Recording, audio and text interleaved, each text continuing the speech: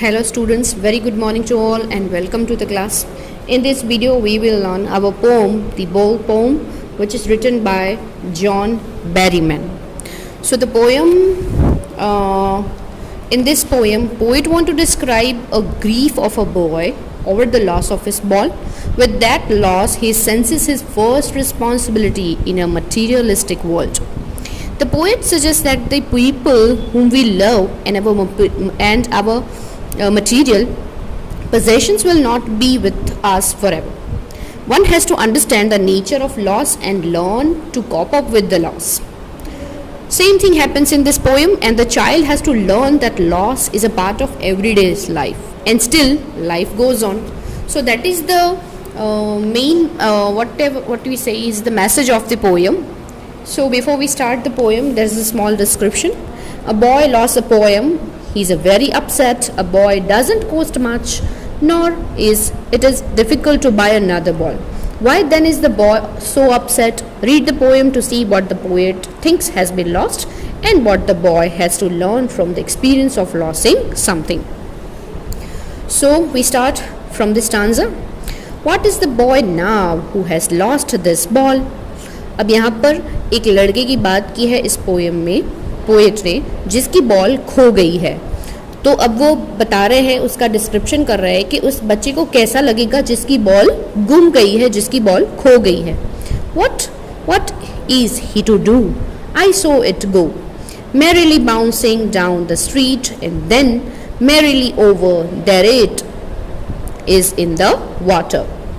उन्होंने देखा, उस बच्चे ने भी देखा कि कैसे वो बॉल मैरिली बाउंसिंग मतलब खेलती कूदती हुई वो बॉल रास्ते से जाके वो merrily over there it is in a water, वो कैसे पानी में जाके गिर गई. तो बच्चे ने भी वो चीज़ देखी कि कैसे उसकी बॉल यहाँ से खो गई है. और यहाँ पर पोइट यही समझा रहे हैं कि अब उस बच्चे की हालत क्या होगी जिसकी वजह से जिस कारण से भी उसका बॉल गुम गया है. तो यहाँ पर कारण की बात बाद में करेंगे. यहाँ पर पहले पोएट उसकी जो मेंटली कंडीशन है वो दिखा रहे हैं कि उसको कैसा फील हो रहा होगा. No use to say O there are other balls an ultimate shaking grief fixes the boy as he stands rigid trembling staring down all his young days into the harbour where his ball went. So सबसे पहले देखेंगे O there are other balls, जिसका मतलब है the word suggest that the loss is not important enough to worry about. तो यहाँ पर poet का कहने का मतलब यह है कि बॉल जैसी छोटी चीज़ उसका गुम जाना ये बहुत बड़ी बात नहीं है. एन अल्टीमेट शेकिंग ग्रीफ का मतलब है sadness which greatly affects the boy. यहाँ पर बॉल के गुम जाने की वजह से जो लड़का है, जो बॉय है, वो इतना दुखी हो गया है, इतना दुखी हो गया है. इट फिक्सेस द बॉय मतलब वो जैसे फ्रीज हो गया है एकदम. उसने उस बात को अपने दिमाग पर ले लिया है और उसकी वजह से बहुत ही वो दुखी हो गया है. एज ही स्टैंड्स रिजिड मतलब वो बहुत स्टिफ एक ही पोजीशन में, मतलब उस बात से वो बाहर ही नहीं निकल रहा. ट्रेम्बलिंग एंड स्टेयरिंग डाउन, और फिर वो वहाँ पर उसी चीज़ को बस देखे ही जा रहा है. All his young days into the harbour where his ball went. Harbour का मतलब है ऐसा एक जो प्लेस जहाँ से पानी के निकलने की शुरुआत हो, where the water start to came out from, so that is the place जिसको हार्बर बोलते हैं. और यहाँ पर जो बॉय है वो उसी चीज़ को नोटिस कर रहा है कि कैसी उसकी बॉल वहाँ पर चली गई और अब वो वापस नहीं उसे मिलेगी. सो इसकी वजह से जो एक्सट्रीम ग्रीफ, जो इतना दुख उसके दिमाग में है कि उस चीज़ से वो बाहर नहीं आ सकता. See the position एक ऐसी ultimate means you can say that the maximum level of sadness. जितना भी ज़्यादा से ज़्यादा हम बोल सकते हैं ना कि दुख, वो सारा दुख वो उसको फील हो रहा है और अब वो सिर्फ उसी की चीज़ के अंदर झकड़े हुए अपने आप को. I would not intrude on him a dime another ball is worthless now a dime another ball is worthless now he senses first responsibility. अब यहाँ पर पोएट ये बता रहे हैं कि उसकी बॉल खो गई है जिसकी वजह से वो बहुत दुखी हो गया है. I would not intrude on का मतलब है to enter a situation where one is not welcome. यहाँ पर उसके पास ऐसी एक सिचुएशन है जिसमें वो कभी आया नहीं है, उसके लिए ये फर्स्ट एक्सपीरियंस है कि किसी चीज़ को खोना क्या होता है। कोई चीज़ आपसे गुम जाती है तो उसके पीछे आपका दुख क्या होता है। तो यहाँ पर पोएट ये भी बताते हैं कि अगर वो चाहे तो एक और बॉल भी खरीद सकता है, क्योंकि बॉल जो है it is not such a thing कि कोई ना खरीद पाए।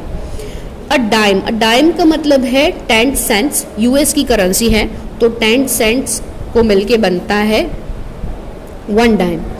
तो अ डाइम अनदर बॉल, तो मतलब इतने पैसों से शायद वो दूसरी बॉल खरीद भी सकता है। पर पोएट यहाँ पर वो चाहते हैं कि वो उसको इस चीज़ से बार बार उसको नहीं बोलेंगे कि भाई तुम्हें ठीक हो जाना है, कोई बात नहीं बेटा, भले आपका बॉल खो गया है, डोंट वरी अबाउट, हम दूसरा खरीद लेंगे, तुम्हें दुखी होने की ज़रूरत नहीं है, इतना वरिड होने की ज़रूरत नहीं है। ये सब उसे बोल सकते हैं पोएट, पर वो बोलना नहीं चाहते हैं, क्योंकि वो चाहते हैं कि वो उस चीज़ को फील करे कि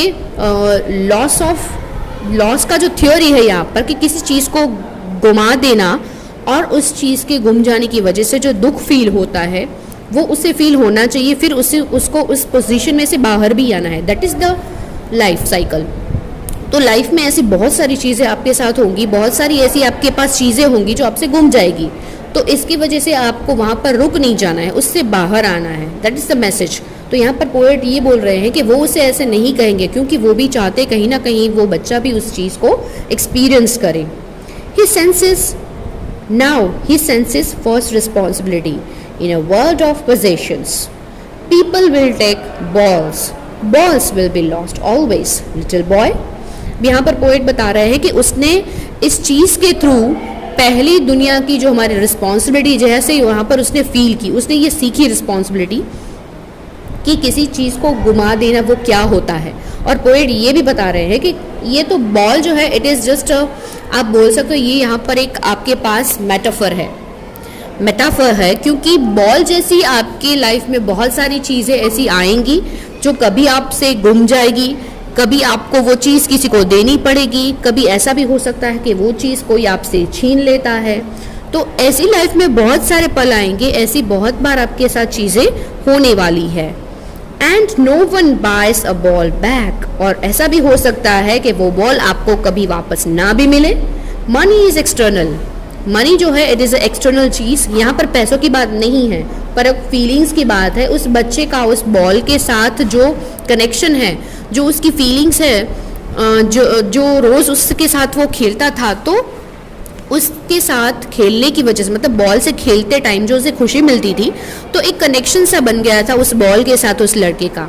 तो इस कनेक्शन की वजह से जो फीलिंग्स उस बॉल के साथ उसकी फीलिंग्स जुड़ी हुई है, अब वो यहाँ से ख़त्म हो रही है, अब वो यहाँ पर कट हो रही है।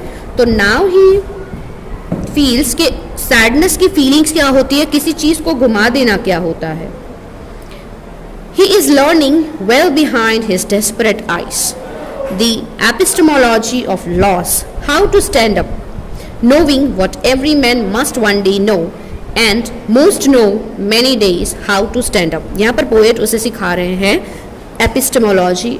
एपिस्टेमोलॉजी का मतलब है theory of loss, understanding the nature of loss, what is the means to lose something। और एक्चुअल में the word is a Greek word episteme means knowledge and it comes from a word meaning to understand, to know, मतलब किसी चीज़ को जानना या किसी चीज़ के बारे में ज्ञान प्राप्त करना। So here the word epistemology means the Greek word episteme means knowledge, it comes from a word meaning to understand, to know. Epistemology is the study of the nature of knowledge itself. Epistemology है, ये जो word है it comes from the Greek word जिसका मतलब होता है knowledge. और यहाँ पर नॉलेज आपको लेना है अब अबाउट जो नेचर ने जो साइकिल बनाया है पूरा, it means to loss something, यानी किस चीज़ को खोने का आपका जो डर है या फिर उसके रिलेटेड जो भी आपके अंदर जो सैडनेस है, आपको उस चीज़ से बाहर आना है एंड लाइफ गोज़ ऑन, और इसी तरह से लाइफ चलती है। तो that is the cycle of life, और इस चीज़ में से गुजरना, इसमें से बाहर निकालना, ये कुदरत ने हमको नेचुरली ही सिखाया है। सो दैट इज़ द नॉलेज। तो इस तरह का नॉलेज जो है वो उस लड़के के अंदर आना है या फिर आने वाला है। तो ये उसका फर्स्ट एक्सपीरियंस है कि कैसे किसी चीज़ को खोने के बाद उसमें से आपको बाहर निकलना है। सो ही इज़ लर्निंग, तो अभी वो इस चीज़ को सीख रहा है। Well being his desperate eyes, अब उसकी आंखें it is totally desperate, hopeless, उसकी आंखों में अब कोई भी आशा ऐसी नहीं है कि वो बॉल उसे वापस मिलेगी। द एपिस्टेमोलॉजी ऑफ लॉस, यानी कि किसी चीज़ को खोने का जो नॉलेज है, that is epistemology of loss. How to stand up, knowing what every man must one day know and most know many days how to stand up। यहाँ पर हर एक इंसान की ज़िंदगी में ऐसा दिन आने वाला है कि वो कोई ना कोई चीज़ को खो देगा है। तो यहाँ पर जो बॉल है इट इज़ मेटाफर, ये एक ऐसी चीज़ है विच इज़ मटीरियलिस्टिक। तो ये जो वर्ल्ड है हमारा, इसमें हमें कई बार ऐसे एक्सपीरियंस को फेसिस करना पड़ता है कि किसी चीज़ को आपको खोनी होती है और उसको खोने के बाद जो आप दुख है, जो सैडनेस की फीलिंग है आपके अंदर, उससे आपको बाहर आना है ना, हाउ टू स्टैंड अप, और फिर से खड़ा होना है। सो that is the message of the poem, the ball poem. और एट द एंड पोएट यही सिखाना चाहते हैं कि इस बच्चे के एक्सपीरियंस थ्रू कैसे आपको इस चीज़ को सीखना है और उससे बाहर आना है। So I hope you understand the poem and all the difficult word meaning. Thank you.